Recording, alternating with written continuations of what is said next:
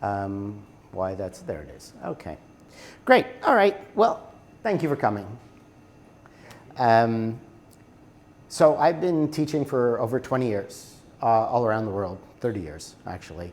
So I'm born in Canada, I lived in the US, then I lived in Canada, in New York, well, Colorado, then New York, then Montreal for a year, back there, then it was Australia, then New Zealand, South America, Central America, mainly in Panama, Chile, Argentina, also in Colombia, Costa Rica, so I lived there, lived in a Caribbean island for 5 months, then ended up in Malaysia, and then from Malaysia here.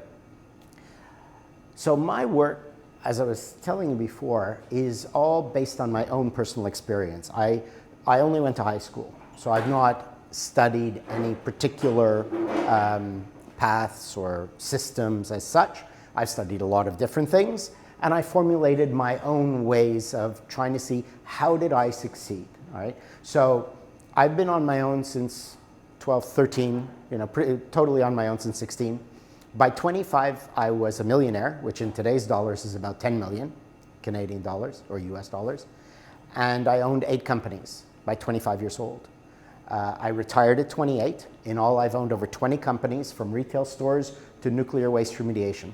So I've been in the nuclear industry as a businessman, hired my partners were physicists and so on. How could I do so many different things without an education? Success, when it comes to the business, is only 10–15% your skill. The rest of it, 80–90%, is personality. Who you are, what's your personality like? Because no matter what you do, there's people who are better, people who are more desirable for the company or for the client. Why would they choose you? They like you. So everything is about the mind. When it's your relationship, they like you. It's about who you are. So my work was to understand what made me different and how could I teach that to other people, right? So that's what since I was a young kid, I always wanted to teach, to help people understand how to have a better life. So that's what I did.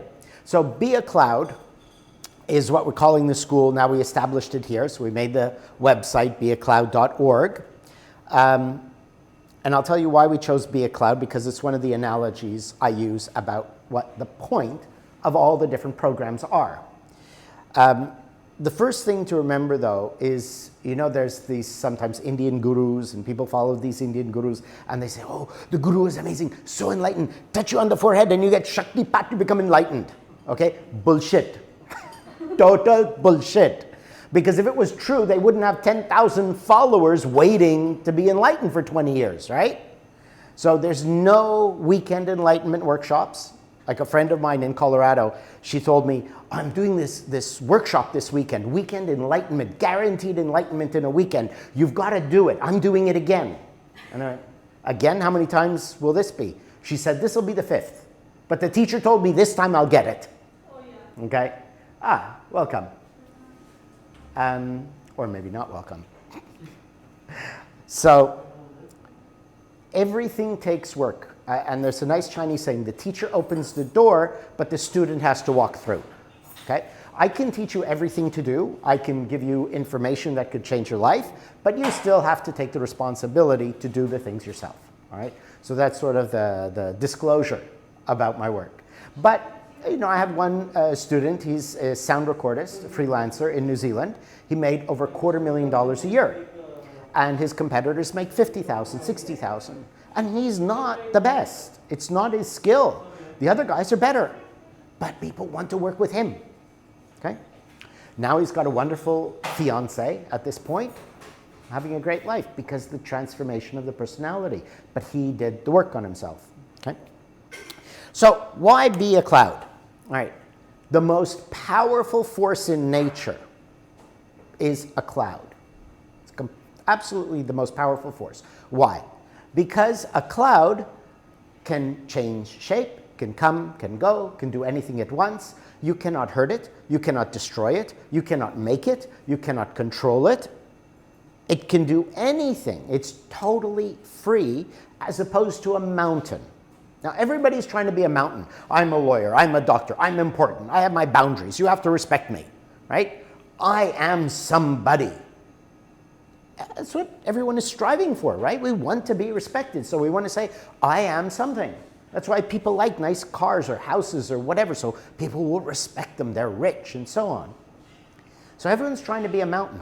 Now, why is it better to be a cloud? Because when the plane flies into a mountain, everybody dies, and the mountain gets chipped away.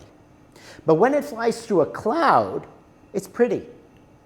Nobody gets hurt, and it's lovely. The cloud doesn't get bothered.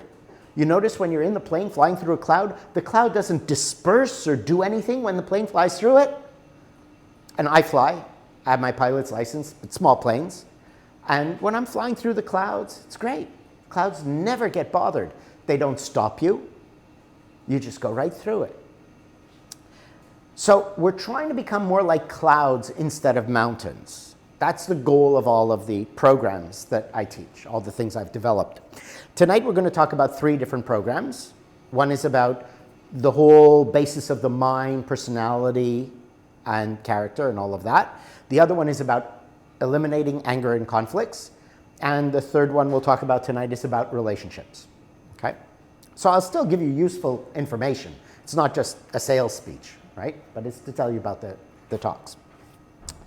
So the goal ultimately is to become more like a cloud. As I was saying before, it is impossible for me to get insulted or manipulated or bothered by anything anybody says. I was with my friends once and they said, aren't you going to get angry? Say something. I said, why? He insulted you. I said, he did? I didn't even know if someone's insulting me. Things don't bother me.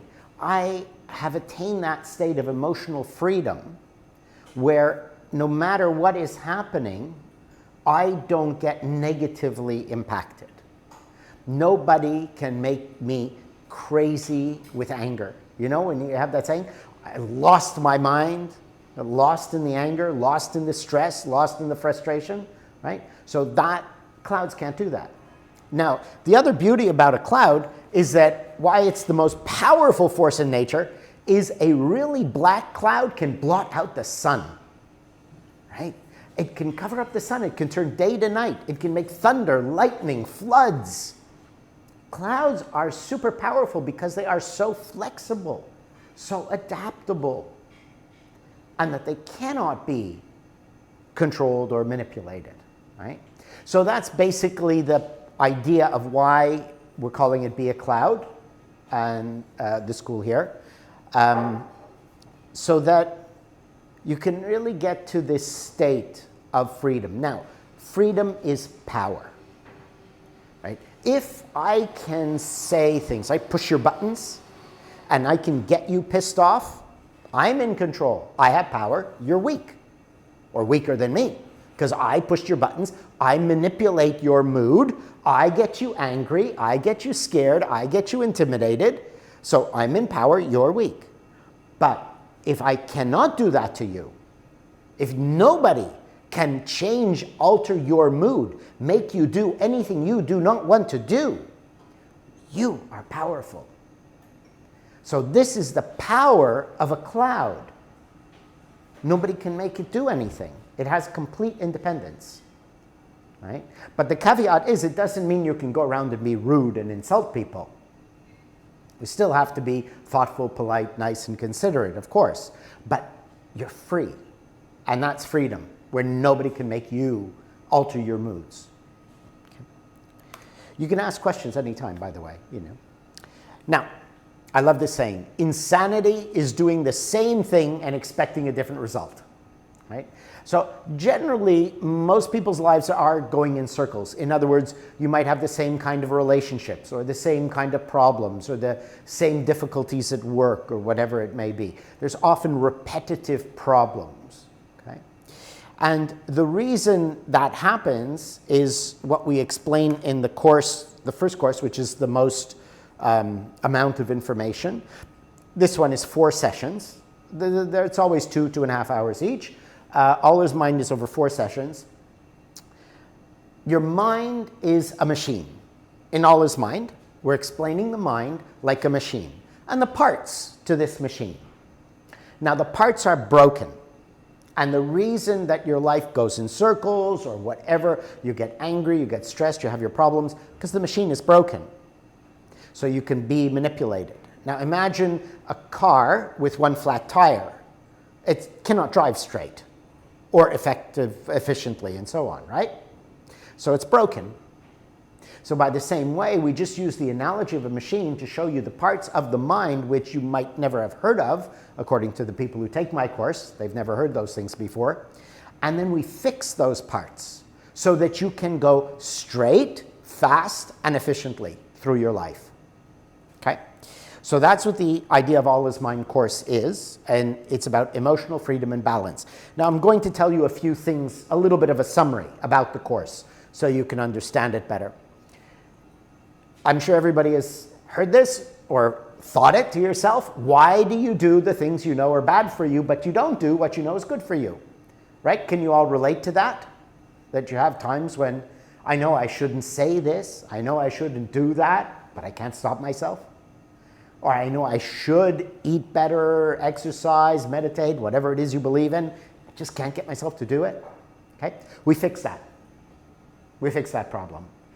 So that doesn't happen as much anymore, and you will start to not do what is bad, and you will do what is good.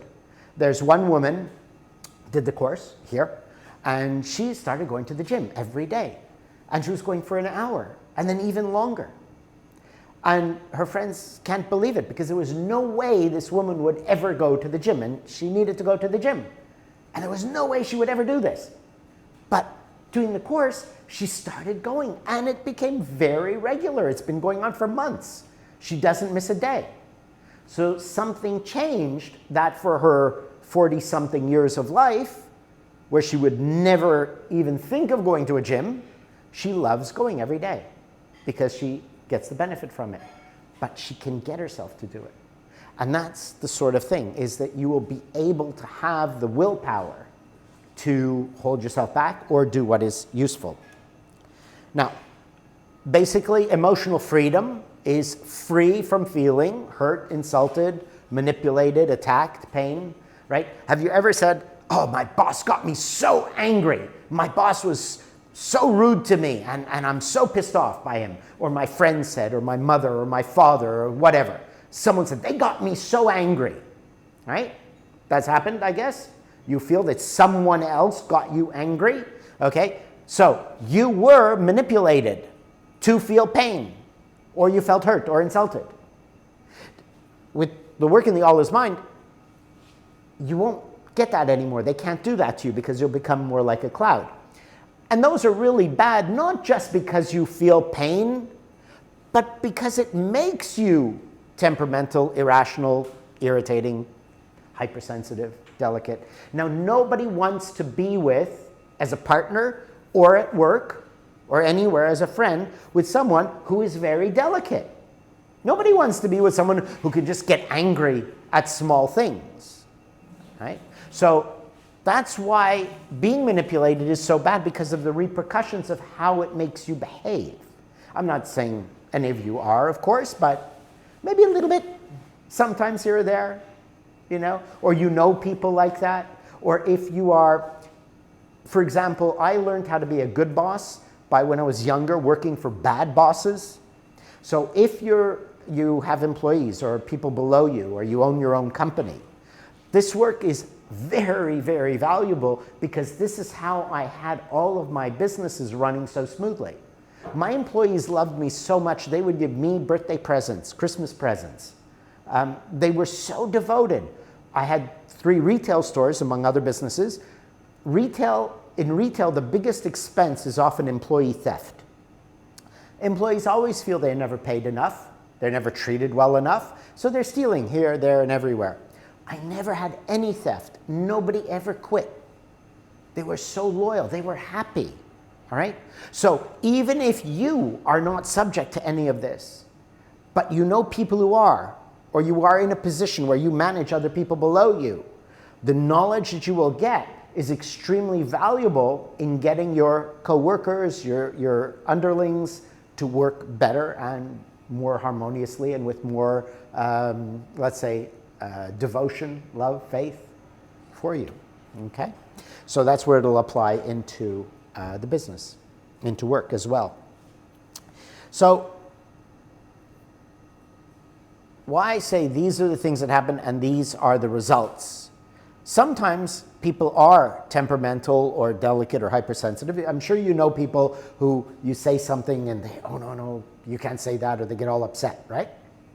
And you don't know how to deal with it. Or you don't even know what you said that pissed them off, that triggered it, okay? As I said, the All Is Mind course has a lot of material in it. And one of the things we learn is how to find the cause of events. You cannot fix any problem unless you know the true ultimate cause, okay? So, a personal story. This little thingy is called a heel lift, all right? It's just about half a centimeter thick. You put it in the heel of your shoe, so it raises one leg higher than the other, okay? For like 10, 15 years, I had severe back pain when I was younger. I went to chiropractors, osteopaths, orthopedic surgeon, acupuncture, massage, this, that. Maybe $10,000 I spent. So many people never could fix it. They'd always look and say the same thing. Your back is out. We're going to straighten your back. And then, it went out again. Straighten again. Out again. Straighten again. Okay. And I'm sure they were sincere. The so-called professionals really believe because that's what they learned how to do. Okay. And then one day I made a friend. He was a retired orthopedic surgeon, the top one from UK. And I said, Roger, maybe you can help me with this problem. He says, okay, stand there. He looks at me. Oh, your left leg is half a centimeter shorter than your right. He said, put a heel lift in your shoe. So I did this, $2. No more pain. Fixed it completely. Since then, I have never had back pain again. All right? And even after a few years of using this thing in my shoe, I don't even need it anymore. You see, because nobody looked at the real cause. They looked at the pain. Huh? Symptoms. Yeah. Try to fix the symptoms. They see the symptom. But they say, no, not the symptom. They say, the pain is in your back. So therefore, it's in your back. And your back is out, which was true. My spine was out. So they fixed what they saw. But nobody could think deeper to say why and have the knowledge or the ability to figure out what the real problem is and cure it. I don't want to say anything about all those people, but I learned after being cheated by a lawyer, something I came up with, which is, I hope you're not a lawyer. Uh-oh. Okay. I work with a lot of lawyers. Okay. Never take the advice of someone who will profit from your loss. Remember that. The lawyer doesn't always want to give you the good advice because he wants you to have trouble so you come back. The doctors, the therapists, not all of them, but they don't want you to get better because they lose a customer. So when my friend Roger gave me this thing for $2, and I thought of, sorry? He was retired. He was retired, yes. And he was a good doctor, a sincere man. And I thought about all these other people. Did they know? But they didn't want to lose the customer. Right? So in our work, we learn to have the ability to see the invisible. It will teach you the skills and change your mind so you can see what isn't there. All right? And that way you can solve all the problems, conflicts, fights, arguments, problems at work. You become super creative, energetic, and you become someone people admire because you always know what really is the real problem. And that's how we become more productive and succeed in our work. Okay? I don't want to go on too far. What I tend to do sometimes in the intro, I go on so much, I give the whole course. So I'm holding myself back. Now, here's another topic that we get into All Is Mind. Now, you are not really you. Something we were talking about before, about races and cultures and things like that, okay? Now, you are not actually Lebanese. You are not actually English. You're not what you think you are. Now, you're just a product of the circumstances from your birth. For example, Donald Trump. Everybody knows Donald Trump. We like to use him as an example. If little baby Donald, born to the same parents, the same hospital, everything identical until the day of his birth, but at 1 day old, little baby Donald was taken to India and raised as if it's their child by Indian family in Gujarat. Little Donald would be an Indian. He'd be same body, maybe not orange hair, huh? But he'd be an Indian, huh? He'd be Hindi speaking, he'd be vegetarian, he'd be Hindu. Total different, right? That is why there are so many Indians in India and Americans in America and so on. Because my mother from India, so I do this well, huh? Okay. That's why there's so many of everybody in every country. Why are all the Christians Christian? Why are the Lebanese Lebanese? Why are that? Because you're not real. You are only a product of the environment you grew up in, your country, your culture, your religion, your family, and so on. Everything about you, almost everything about you, is not real in the sense that you were born with that. What's real means permanent. What is not real means learned, changed, and therefore can be changed again. Now, along with your language, your accent, your culture, and all of these things that someone made you be, made you become, that all of this can change your likes, your dislikes, your ability to handle hot weather, cold weather. Oh, I can't take it, it's too much for me. Yes, you can take it. But you think you can't because you were raised to know, no, that's no good. You see, for example, my mother, from India, but British, okay? So, and of course in India, growing up in India in that time, there's snakes and whatnots around. So she was raised in the British culture to be, clean, proper, everything is nice. You sleep in a nice bed in a clean apartment, so on. So I was raised like that. And the idea of camping, impossible. But then I pushed myself. I have gone 3 trips for 10 days in the Grand Canyon with 3 other guys, so there were 4 of us. But we went into the total wilderness where we didn't see anybody for 10 days. You have to carry everything, your backpack, your food, everything. I slept outside. Many times I've slept outside in deserts, in forests. So I pushed myself to do things that I thought were absolutely out of the question. Because I know I'm not real. What I think I can do, what I think I can't do, is only something I've been taught. Right? Now the problem is that you may intellectually know this, but you can't change it because your machine is broken. So that's the idea of all is mind, is that we show you the parts of the machine which you don't even know exist, how they broke, and how to fix them. So that you can change everything about you. Anything you want to change. And that goes back to being sensitive, delicate, being manipulated, and so on. All of these emotional limitations or emotional sensitivities. All of this can be changed. All right? So that's what we get from the All is Mind work. But we'll go on a little bit more to give you a little bit of a sample of that course. All right? Now, this is a beautiful one by Mark Twain.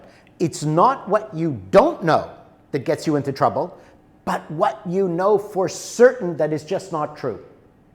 You have fixed opinions about things that are wrong, but you believe them to be right, but they're wrong. Okay? You relate to this? Have you ever had an experience where you were so certain, absolutely, this is it, no question, oops, I was wrong. And that might have gotten you into trouble because you were so certain. I don't know about you, the good gentleman over here, but there's a saying in America, men do not ask for directions. Apparently, other people have heard that here, right?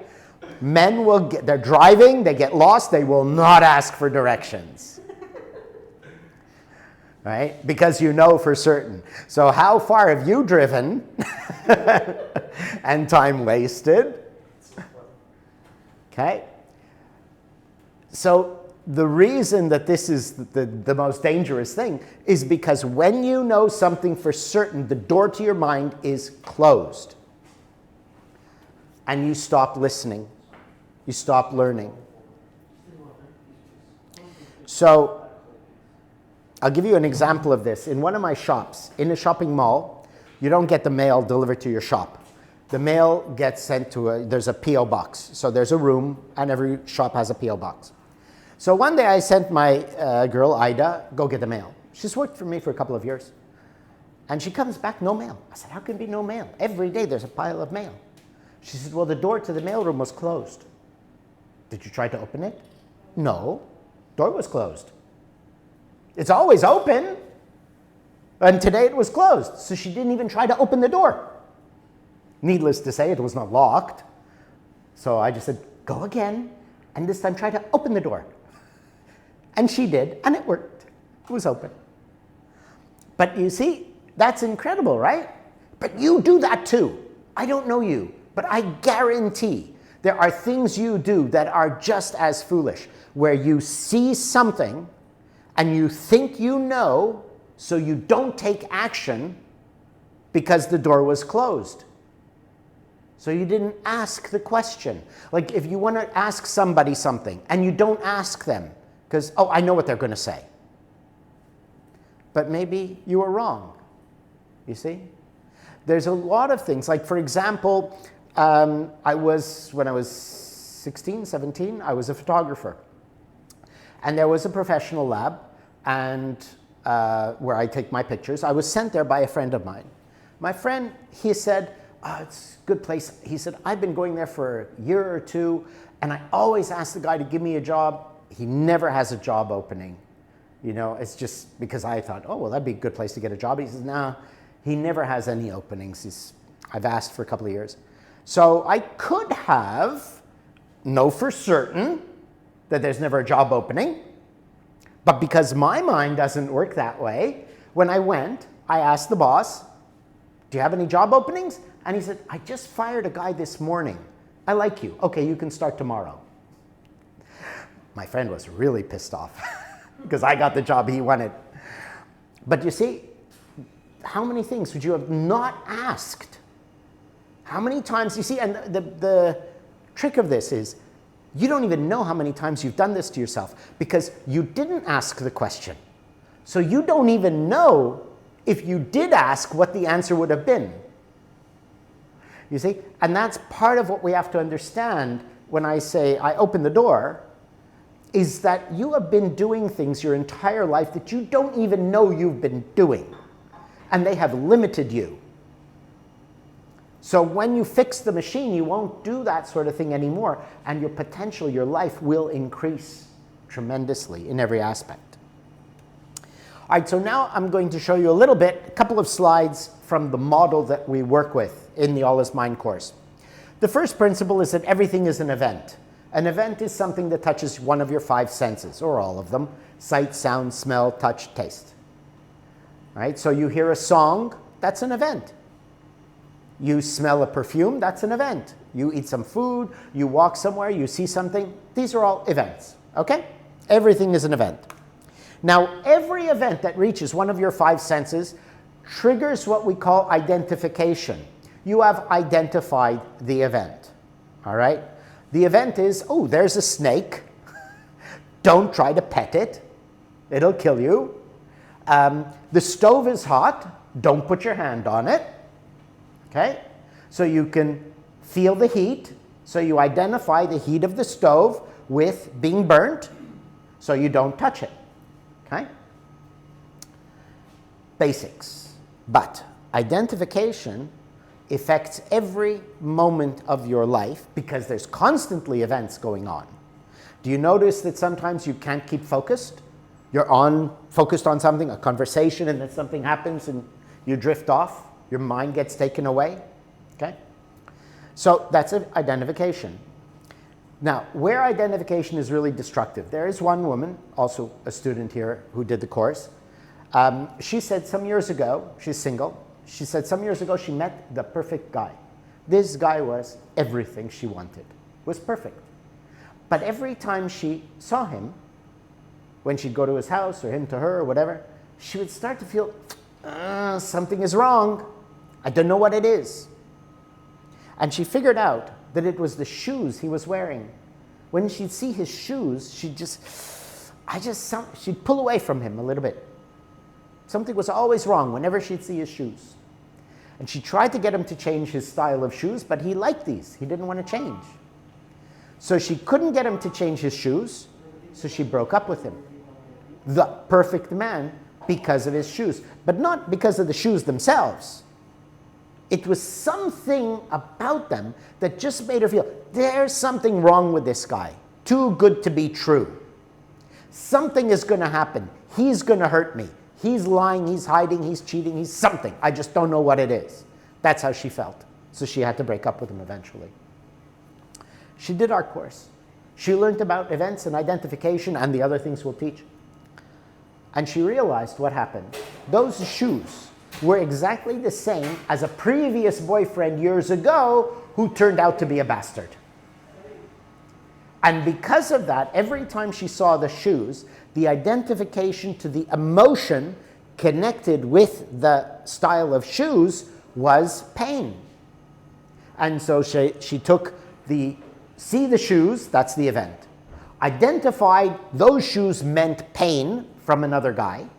Felt the pain now in front of this guy and said, this guy's bad. He will cause pain. You see? So this is what's going on constantly. Every event triggers an identification to somewhere in the past that same event has given you an emotion, and now that emotional feeling comes back. The song playing with your first kiss, or the song playing when your partner, your first boyfriend or girlfriend broke up with you. Whatever it may be, we have these identifications that are constantly manipulating our moods and emotions. Okay? So we learn how this broken machine works and we fix it. So this never happens again. As I said, no touch you on the forehead in your instant. It takes some months. Generally, I'd say it takes 2 to 3 months for you to notice changes, and then perhaps 6 months to really say, yeah, big changes, but changes continue forever, right? Until you become enlightened. So it's a work that is very permanent. I have some students 20 years, they still keep in touch. And it's ever deepening. But you will see within a few months significant changes where the identification doesn't affect you anymore. I like this one. And this is really something that happened. Something happened, and the person said to me, I've never seen it before. I said, why'd you do that? She said, well, I never saw something like that before. So if I never saw it before, therefore it never happened before. Have you ever had things like that where something happens, and you say, well, I've never seen it before, which means that it didn't happen before, and you might think it's not happening now. See, and this is another thing that you're doing, which you don't know you're doing, because you haven't been aware of the process of your mind, all right? But if you think about it, when there's things that you can say, I've never seen it before, so, or a problem occurred, and the problem occurred because you didn't deal with something. You didn't deal with it because you never saw it before. So therefore, you thought it wouldn't happen that way. Okay? When there is something that never happened, that you don't identify, you don't understand, you don't deal with it. You ignore it. Okay? So have you ever had a problem that occurred, or a fight or whatever, something happens, and after it happened, so you now have the problem, you think back and say, yeah, I saw that this may happen. I saw this coming, but I didn't do anything about it. Has it happened to you? You have a problem, and then after the problem occurs, you remember that, yeah, I saw the sign, the indicator that this would happen, but I didn't deal with it at the time because I didn't think that meant anything. Right? That, no? Happened ever? Yeah. So this is the problem, is that because of identification and the broken machine, we don't see the little thing today that's going to be a big thing tomorrow. And it's too late then. After you have a big problem, you've got to fix it. Okay? So we learn, or our mind changes, I should say. It's not you learn how to do it. Your mind changes the way it's functioning. Aside from becoming whoever you want to be, and like a cloud, your mind starts to be able to see little things and where they're going to go. By the same way, you see a problem and where it came from. Okay? So that's not only fixing problems, but preventing problems. All right? Now, humans are really funny. You ever do this with a kid? Go like, aha, I got your nose. I got your nose. And the kid says, oh, you got my nose. Why? Because the kid can't see their nose. I can see mine because it's huge. But most people can't. I really can. I can see my nose clearly. But, you know, kids can't. And they believe you. Remember, you used to be a kid, and you used to believe stuff like that too. So this is the problem, is that we believe things too easily. Just because we don't see something, it isn't there. So we'll learn how to have eyes that see, to be able to see the things that are not there. Okay? Now, I'll start to run through a little quicker. Fragmentation is another principle. Fragmentation basically says that you're born, little baby no name, the moment you're born, a single being. And then from that moment on, every event, every conflict, every stress, every new thing you see creates a fragment of yourself, which is identical to you with one small difference. I like tomatoes. I hate mushrooms. I like this kind of music. I like that color. All right? Because certain events worked out in a way that you had an emotional situation of either pain or pleasure, and that created a like or dislike to that particular thing or event. Right? And so fragmentation is responsible for a lot of your inner conflicts, because you can't decide what to eat. Oh, I like this or I like that. I don't know which one to have. Because one fragment had an event in your past that really liked that food. And also another fragment liked that food. So the two of them are fighting. Okay, let me give you an analogy to make sense of this. Fragmentation is basically like an airplane. You are an airplane. There are 400 people on this airplane. Every one of these people is a capable pilot, but there's only one pilot seat. So every event triggers an identification which lets a different fragment, which is your consciousness, it's you, with its own particular interests into control of the plane, in the pilot seat. So one is going to Alaska. 5 minutes later, a song comes on the radio, another identification, change fragments, I'm going to India. Another event, trigger identification, I'm going to Dubai. I'm going to Paris. So your whole life you're zigzagging, going in circles, not able to consistently start something and carry it through right to the finish. Now that could be a big year-long project, or it could be a conversation. It could be just what you're doing during the course of a day. All right? Because fragments can change in seconds or in hours. Right? So what we learn to do, and what we do with the work, is that we reduce the fragmentation significantly so that you have less internal conflicts, less confusion. So you become more focused, more determined, you can carry things through better. All right? Now, here's the principle of fragmentation when it comes to the three main aspects of life. People often say, because I do Tai Chi, Qigong, martial arts, these things, so I have a lot of energy. I have a lot of energy. People say, how do you get so much energy? I want to build more energy. How can I get more energy? And you cannot. You see, because if you believe in Qi, prana, energy, great, but otherwise basic science, basic physiology. When you breathe, the oxygen goes in your lungs. Your lung converts the oxygen and puts it into the red blood. And then the red blood travels through, the blood cells travel through your body, carrying the oxygen through your body. Okay? If that doesn't happen, you get weaker and unhealthy. Right? So, basically with every breath you take, you are breathing in energy. Okay. So energy is always flowing into our body. But because of all the fragments, each one makes a whole. And so the energy is leaking out. And the principle of fragmentation is that every event creates new fragments, which means the older you get, the more fragments you have, which means the more holes in the bowl, which means the energy leaks out and old people get tired. The older you get, the more tired you get. I am not any more tired than when I was a kid. Okay? So that's the problem with fragmentation. Number one, drains your physical energy. Now, when we reduce fragmentation significantly enough and we don't have all these holes leaking, the energy can fill up and you will be filled with energy. So in the idea of it being a bowl, it overflows, and it overflows into 3 different bowls, the first being physical energy. So the first thing will happen, you will sleep less, you will have more energy, you'll be stronger in the gym, and you will be healthier. That's the first benefit. Second benefit, your mind will become sharper, which means you'll be more creative, problem solving, inventive, funnier conversations, whatever it may be.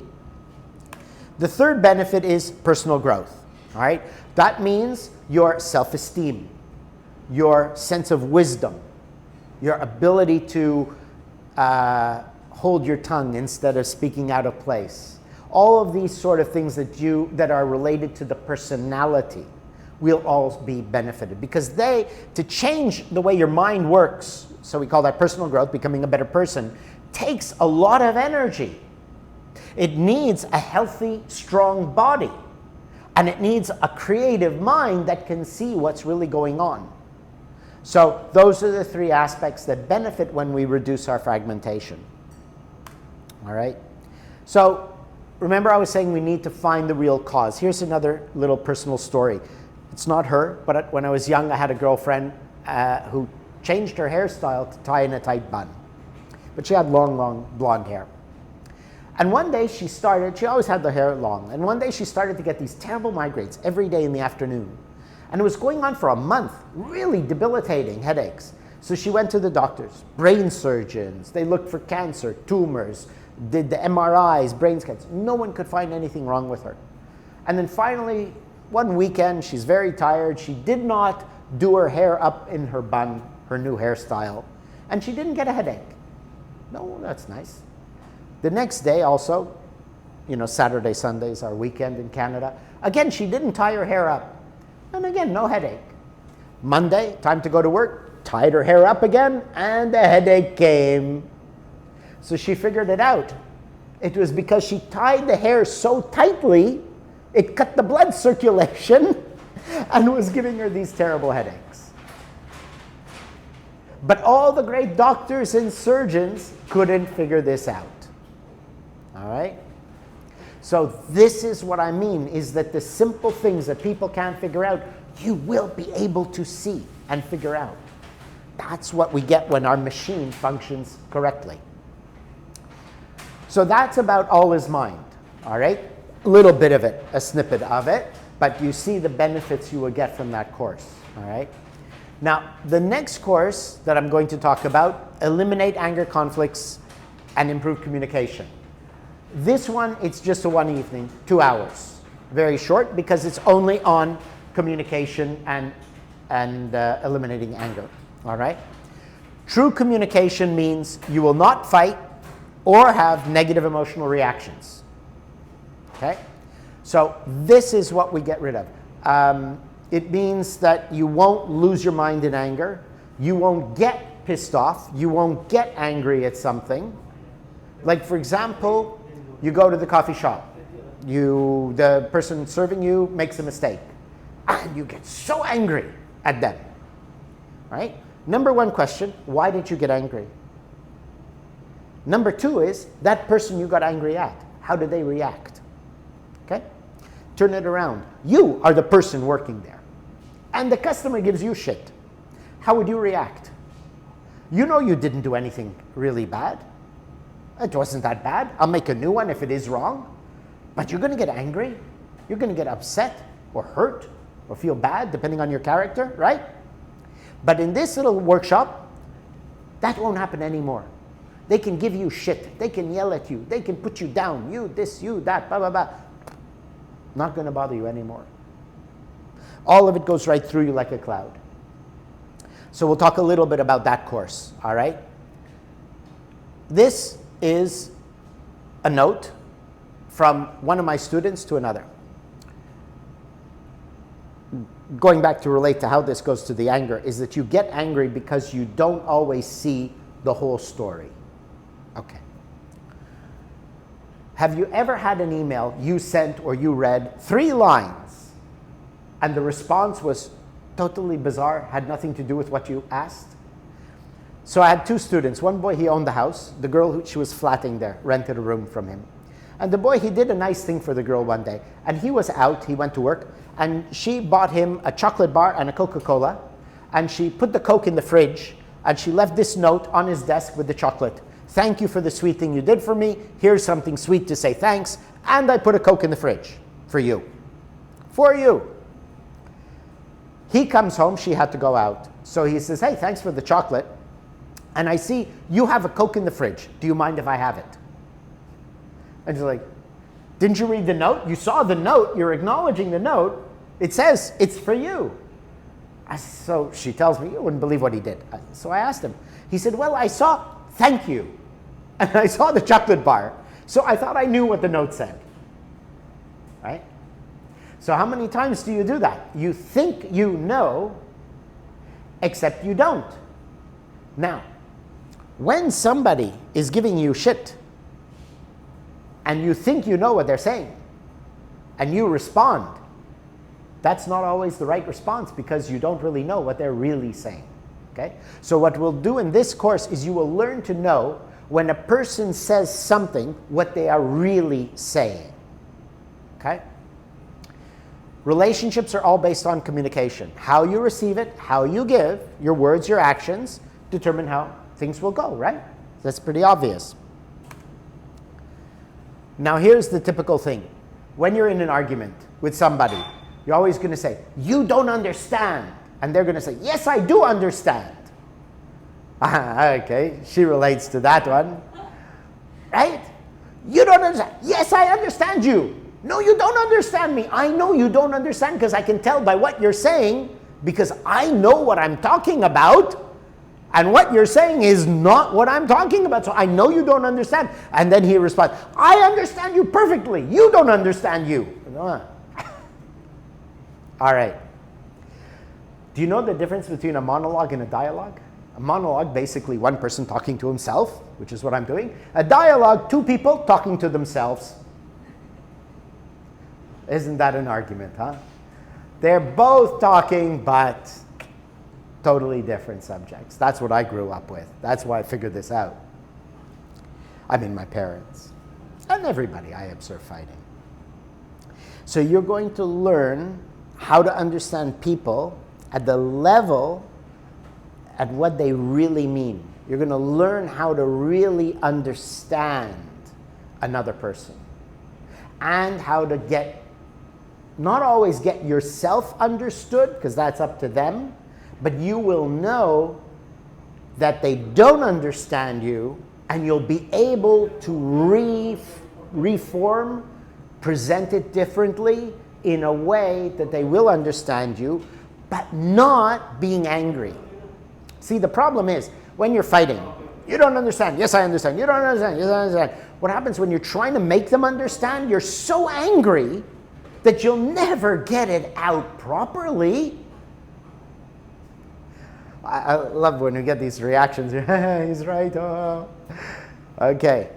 So you'll get to a stage where when you're talking and you see he doesn't understand or she doesn't understand, you'll be able to stay calm enough that you can present it in a way that they will understand. The trick is you won't be angry at them not understanding you even if they get angry. So that's how we can solve all the conflicts and get ourselves to be understood. All right? Eliminating anger is small on the anger specifically. All is mind gives you so much more information that helps make this even more effective. But this is for someone who doesn't want to do 4 sessions, just 1 session, so on. Then you can still get a lot of benefits out of that one. All right? Now here's the basic principle. Everybody says words have power, words have meaning, words are important, right? But I'm saying words have no value whatsoever. Words have no meaning, no value, no power, whatever. Offensive, insulting, intimidating, none of it. It's only how you interpret the words, all right? If you are deaf and blind and I'm standing behind you, I could yell all sorts of profanities. Wouldn't bother you at all, would it? Et si tu parles pas français, je peux le dire que toi, tu es une grande vache. Tu es entièrement fou. Il n'y a pas de chance en vie que tu vas être un succès. Et c'est bon avec un sourire. Right? So, do you speak French? Uh-oh, okay. So, you don't. Right? So, if you don't speak French, and I said, you're a big fat cow, and you're completely stupid, and there's no chance in the world that you're ever going to be a success. But I say it with a smile. Right? It didn't hurt you at all. But if you understood what I said, it would hurt you. So the words have no meaning. Words have no power, nothing. If you don't understand the words, they can't affect you at all. So therefore, words are just a knife that I put on the table. You have to pick up that knife and stick it in your own heart. You don't have to. You could leave it on the table. But you don't. You always pick it up. Pick up the glove. He's thrown down the gauntlet. You pick up that knife, you stick it in your own heart. And then you say, I stuck it in your heart. Right? You always blame the other person for sticking the knife in you. But in fact, you did. Because if you didn't understand the words, you wouldn't know it's a knife. You say, oh, what's that thing on the table? It couldn't hurt you. But only because you took the words, you put them in your mind, and you've interpreted and given them meaning to you based on the identifications, now they're painful. Now they hurt you. So we will learn how to not, sorry? I said you cannot, because if you're communicating with another person, it means they understand it, and there is communication going on. The other person put these words and you understand both the same language. It means they are there for purpose. Yeah? Right. How react to them is your choice. It is your choice, but the thing is, The meaning of these words, it can be very rude and stuff, or whatever you can put it under. It's the meaning of it. It can be even when you are, for example, with a group and somebody did something, say something nasty to you, everybody will understand it and they have the same understanding, and then you think maybe, oh, ouch, this is not okay, this is not good. So I understand the way that you can choose how you react to them, but the meaning is still there and everybody can understand it. okay, that's the mistake. You said the meaning is there and everyone can understand it. But the meaning is the way each one understands it based on the way they've been taught to understand those words. Okay? What I'm going to teach you is a new language where those words no longer are how you're communicating. You will learn to communicate at the level of the reason the person is saying those words. So we no longer give words any value. Like you said, those words have a meaning. Yes, but I'm saying words have no meaning. So although everyone might hear those words and feel the same, which in fact is not true, because if I said, you're all a bunch of morons, you are all stupid, you're ugly, you're dumb, you're hopeless, and there's 100 people in the room, some will feel hurt, some will feel angry, I'll get him back, some will say, guy's an idiot. You'll have all these different reactions, right? But When you generalize things, people tend to not associate this with them. But when you speak to a person, when you Right. use these words that can be aggressive or whatever, people cannot be indifferent. Cannot be indifferent in the way, okay, But Yeah. the meaning of whatever it is, this is the meaning that the culture has put it there. But that's my point, Yeah. is you are taking the meaning the culture put there. Remember, you're not you. Everything is programmed. Therefore, you have been programmed to hear the words and stop at the words. But remember, my friend's hair or my heel lift, there is something that came before the person said those words. And before that, and before that, and before that. What you will learn is how to see the 10 previous steps, for example, that came before that person said those words, and that will totally change the meaning. Now, how it is this. Everybody's in pain, right? Everyone has some kind of pain in their life. Now, when an animal is in pain, it bites, it yells, it barks. Humans are animals. When a human is in pain, they're going to yell. Now, when your boss gives you shit, for example, your boss is saying, you didn't do that well, you're going to fail, and you messed up the project. What if that project isn't done properly? The boss won't get his bonus. What if he doesn't get his bonus, he doesn't have the money to put his kids through college? Then his kids won't get a good education. And then they won't have a good future. So you are here saying, he's giving me shit, he called me stupid, he called me terrible, I know what those words mean, right? But what if you can change the way your mind works from hearing those words and seeing what those words mean to seeing that, why did he say those words? What is going on in his life? And now I understand why he's angry at me, because he's worried about the future of his children. You would react very differently. Very differently. What if, and this is what I taught my employees in my stores, when the customer comes in and gives you shit, think about this. What happened to them this morning? Do you know? No. Last week? No, for sure not. At home? No idea. Is her husband cheating? Is his wife cheating? Did he have a car accident? Did he lose his job? Did the doctor say you got cancer? Do you know all these things in their life? No. What if those things happened to you? Would you be happy and smiley when you came into any shop any day? No. I'd be yelling at people too. Right.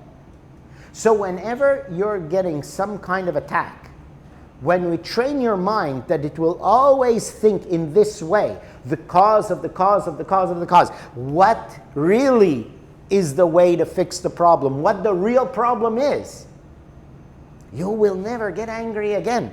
You will instead have compassion.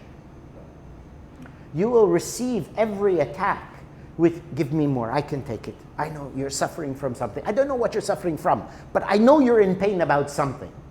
I know that you ate some bad food and you need to fart. I don't know what it is, but something. That's okay. I know it's not about me. If I did really make a mistake, I deserve this, and I shall fix it. But if I didn't make a mistake, or your attack is inappropriate, out of proportion, then there's something bothering you. And I've now developed humility, that I know I can't know everything, but I can know there is something. And so it's okay.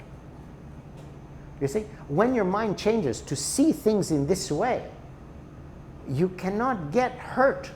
Every attack you receive with compassion, knowing that it comes not from the event, but from what is going on in a person's life.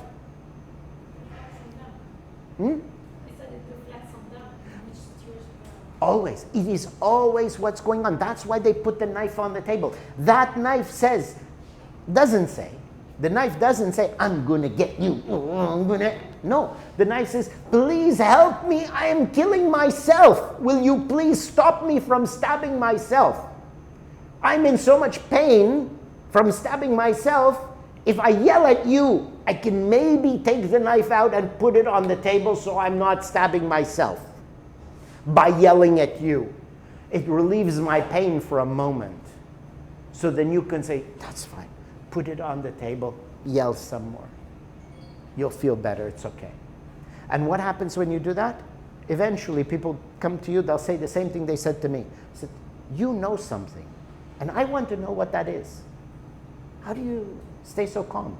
How come I'm so angry and I'm yelling at you, and now I feel very calm and I feel better? Can you imagine what the relationship is going to be like? If either one of you comes home from work, you had a bad day, you give shit to the other one, normally you're going to say, why are you yelling at me? And you have a fight. But instead, you're angry, you say, okay, you had a bad day at work, yell at me, that's okay, sweetheart. Let it out. You develop a greater love. This is how we get real lasting love, because we're there for each other. The purpose of being together is to have someone to yell, to vent, to express your pain, who isn't going to bite back. Right? And that's what we get from this work. You will leave that knife on the table. But the problem is, humans love self-pity. Humans love pain. So they're always, ooh, there's a knife, there's a knife, there's a knife. Oh, I stick it, oh, every one of them. Give me more. I love pain. And then I can say, look at all the knives in me, pity me. Look how terrible people are. Look how much everyone is attacking me. Right? When someone gives you shit, what's the first thing you do? You call your friend and you say, you wouldn't believe what he said to me. Always. The first thing you're going to do is tell someone else what they did to you. We love self-pity. That's the problem. So, yeah, it is your choice. Yes. But you don't have a choice now. See, this is the thing I wanted to tell you. You actually have no free will. You have no choice. Because you're programmed, taught, that when someone does this, you should react like that.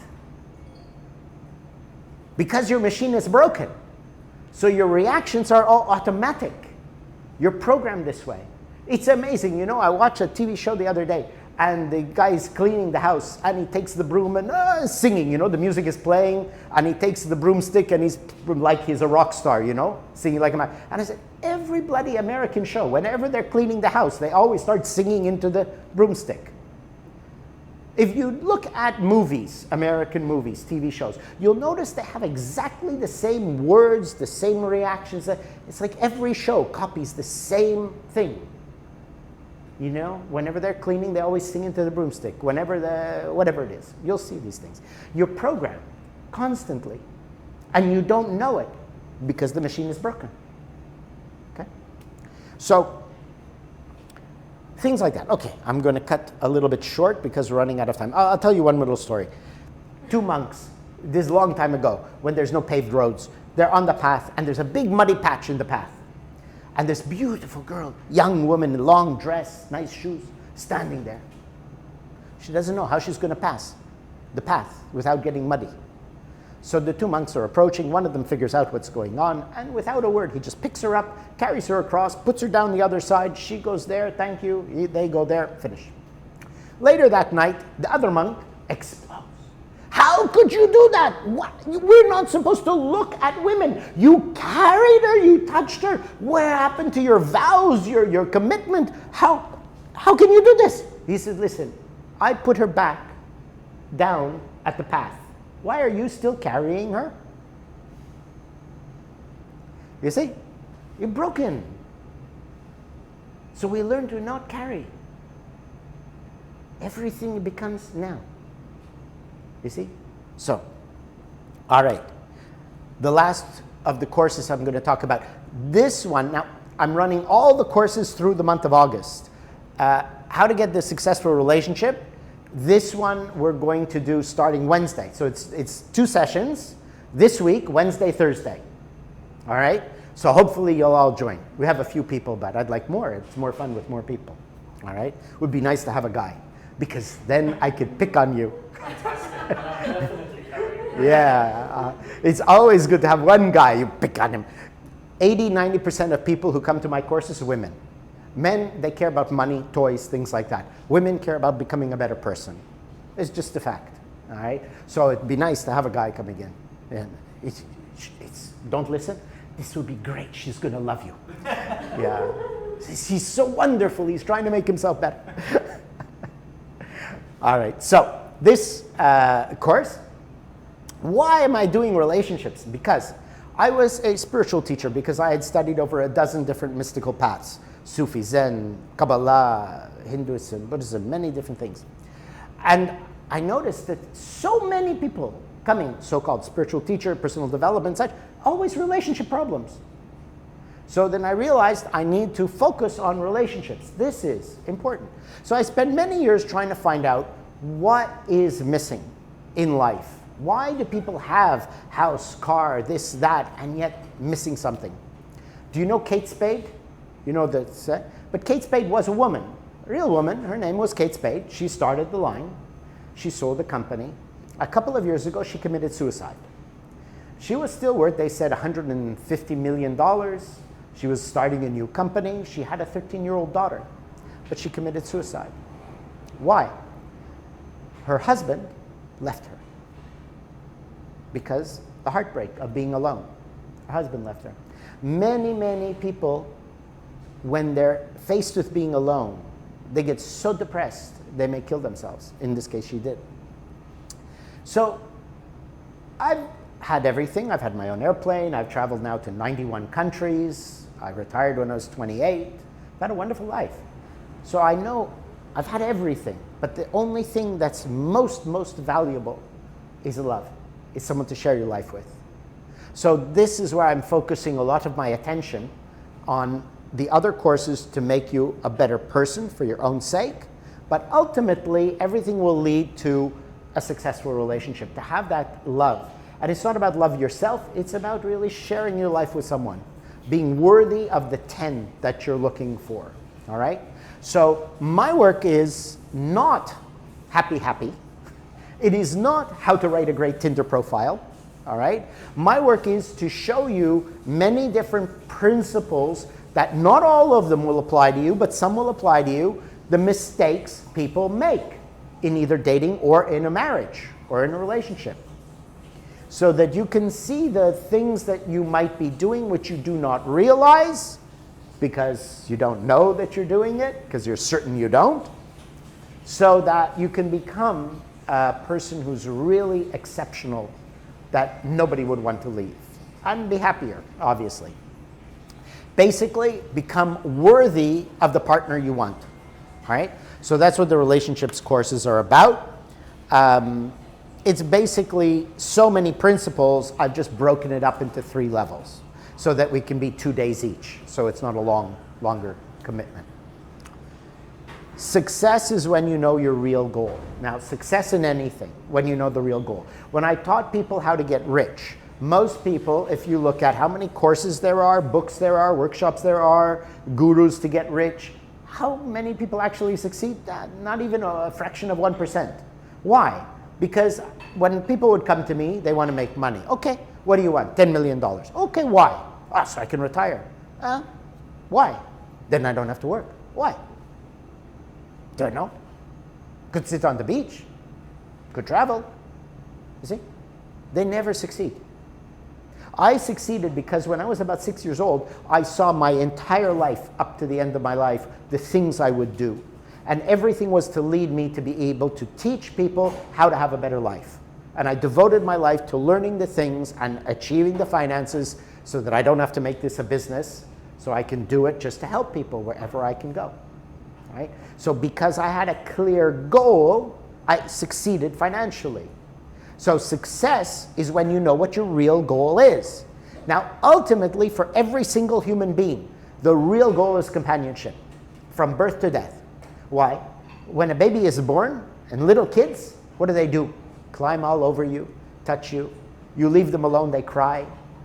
They want to sit with you, be with you constantly. That's what drives parents crazy. But the kids need companionship. What are old people scared of? I'm dying. Why are you scared of dying? It's nice. No more pain, no more bills to pay, no more taxes. I said, yeah, but I'm going alone. Who will be there? Where will I see? Everything is about the need of companionship. The part in between, we ignore it, but it's still there. So in order to be the person worthy of a perfect relationship, to have one, you have to know the real goal, which is share my life with someone. Okay? Companionship, love, right? So that's the first thing. We have to know what the real goal is. Every mammal wants a companion. I love these. I was in Africa. I took all these pictures myself. It's great. It was wonderful. You see the animals playing together, especially lions. They're all like 5, 10, lying on top of each other. Literally. They're like on top. They're cuddling. They're amazing. So that's the first step. We'll have to know what our real goal is. Then we'll learn about the mistakes we make, and we'll be able to change the things in ourselves because we'll know what the real goal is. Otherwise, if you don't know, yeah, it'd be nice to have a partner, but if I do, I do. I don't, it's okay. I have my job, my career. You'll never make the changes worthy of that person. And then when you're 62 years old, you're going to say, what now? Right? So, everything we do, we have to first prove this, right? That this is our most important need. Everything you do is for companionship. Why? I want to be beautiful. People will like me. I want to be rich. People will like me. I want to be famous. People will like me. Everything is about people liking you. So we have to accept that. All right. I like this story. Two old guys. Harry is still single, old man. And his friend Peter, he says, how come you never married? He says, thought about it when I was younger. And I went to look for the perfect woman. I found one girl.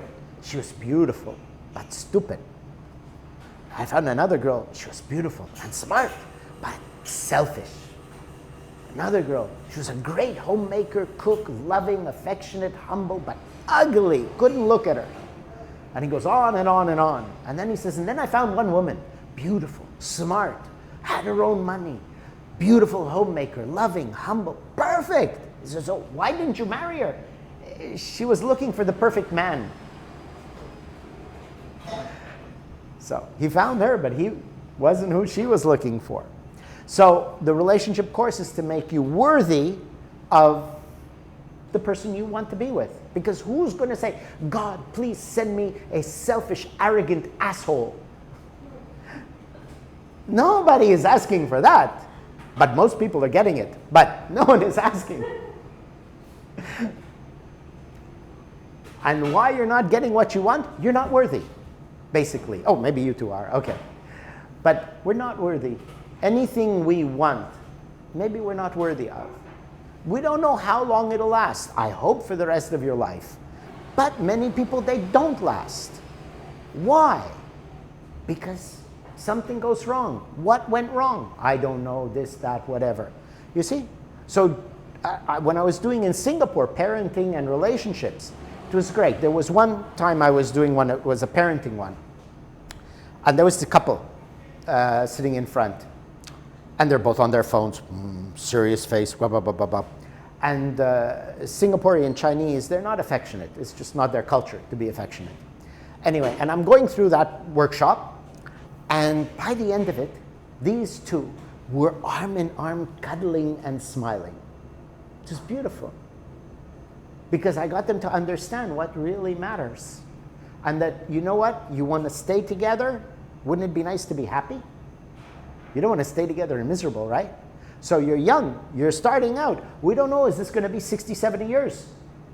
80 years? How long you want to be together? So we have to look at yourselves. So even if you're single or you're couples, you still have to look at yourselves if you want it to last forever, right? So that's why I say this is for singles and couples, okay? So yeah, everyone is running at 10, but they're only at 2.5. So my work, this workshop, and the other work is to make you worthy of the 10, all right? Don't strive to be respected. Rather, make yourself worthy of respect. That's something from Confucius. You might have heard of him. I saw in the dating profiles, because now I'm single, goes, oh, I want this, I want that. I deserve this, I deserve that. I hear girls telling me all the time, I deserve wonderful man, I deserve rich man, I deserve handsome man, I deserve, and I look at them and I say, no, you don't.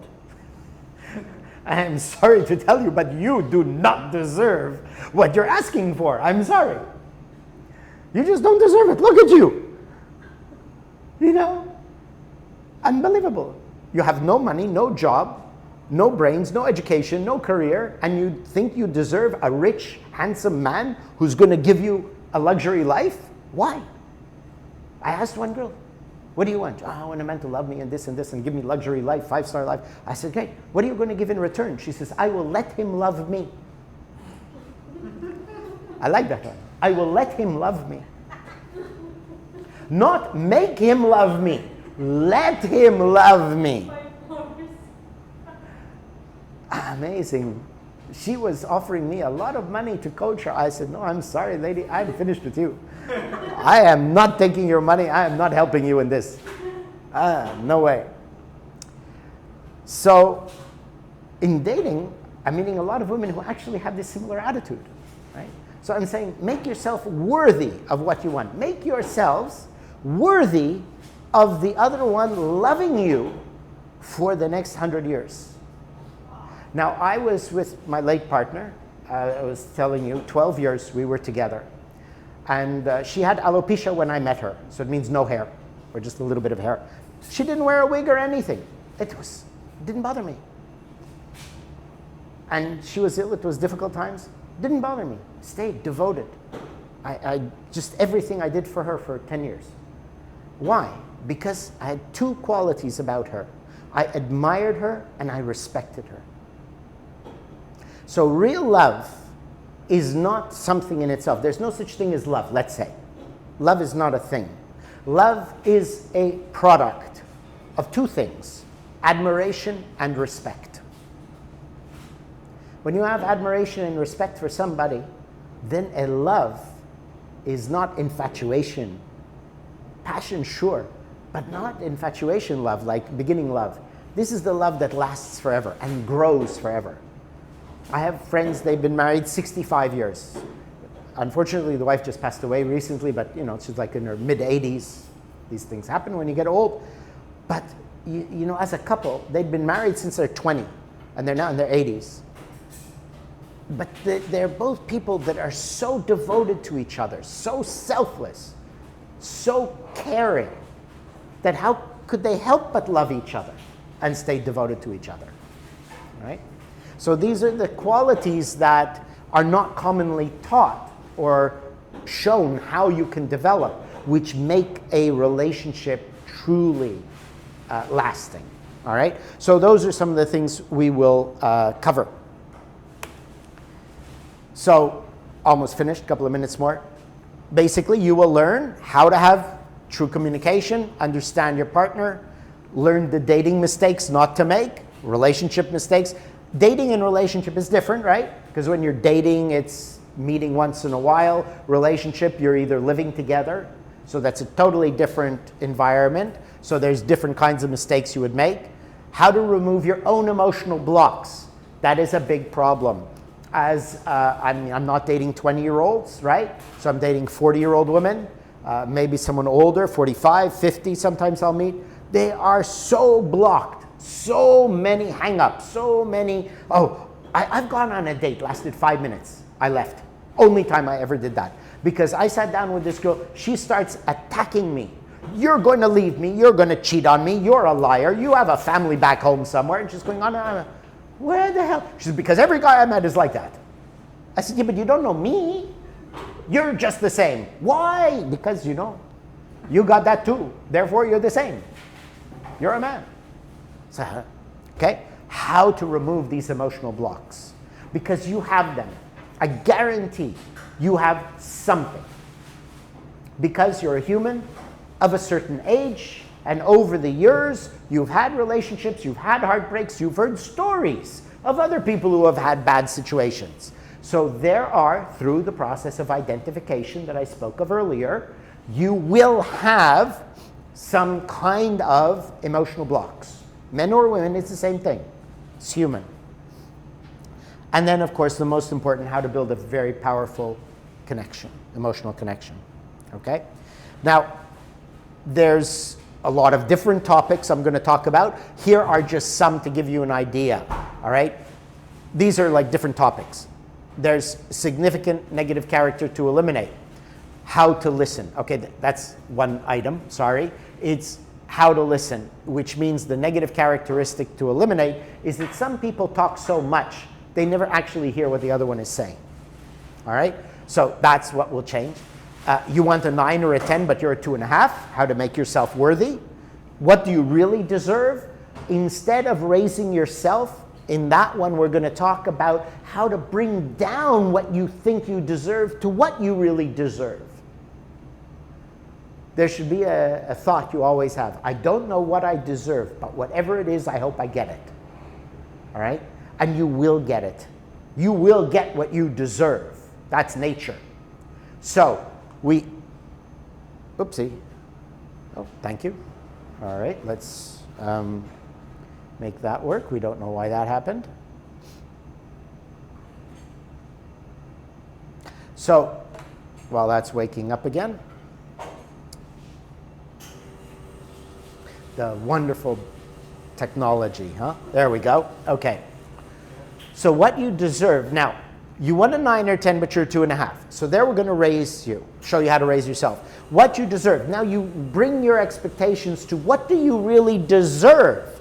Because if you think you are wonderful, you know, there's this talk, you're awesome, you're amazing, you're fantastic, you're perfect as you are. But you're not going to change because you're awesome. Why would you change? So I'm going to do the opposite. I'm going to help you find out that you're not awesome. You're not that great. You're not that wonderful. You're going to find what you really are, because there's exercises. You know, through all the courses, there's exercises. So in here, there's exercises.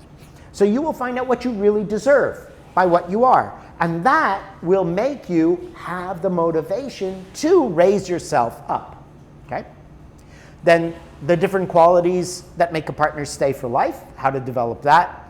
Certain questions that kill the spark. So we're going to talk about things that you should never be asking, or things to find out. How to keep a great passion and devotion on each other.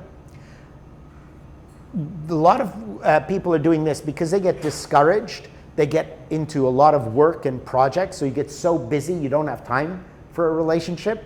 So that's going to be talking about priorities and how to fix that problem. Okay. I wonder why that's doing that. Anyway, whatever it is. I think on the top right, it's showing a battery. The battery is dead. Ah, so I had the power there and I never turned the thing on. There we go. Yeah. All right, that'll fix that problem. Thank you for that great wisdom. You see the cause, the real cause of the cause of the cause. So you said the battery's there, so I know it's the switch is not on. All right. So there we go. That'll be fixed now. But now I know how long the battery will last. 1 hour and 20 minutes. Okay. Talk about something people do, the silent treatment, how not to do that. Mutual destruction, that should be one line. Accepting criticism. This is very, very important. How to accept criticism, and not just accept it, but look for it. Look to be criticized so that you can find out what things about you that you don't realize are wrong or flaws,